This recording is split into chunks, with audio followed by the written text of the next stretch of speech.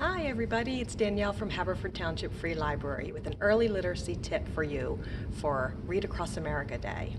Maybe you are just learning how to read, or maybe you have a little one that is just learning how to read, or maybe they've been reading for a little bit and ready to move on to a new level of books, but you're not really sure what is good for them to read yet.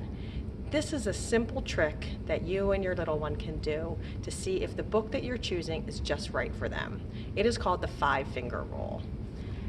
What you do is you pick a book, open the book to any page and start reading. Put a finger up for each word that you don't know. If at the end of the page you only have 0 or 1 finger up, that book is too easy for you. If at the end of the page you have 1 to 2 fingers up, that's the perfect choice. It's just challenging enough for you.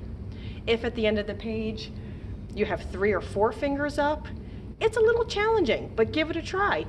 You never know. It could be just right for you if you're looking for a challenge. But if you have 5 or more fingers up, by the end of your page, that book is too hard for you, and you're not ready to move up to that book yet.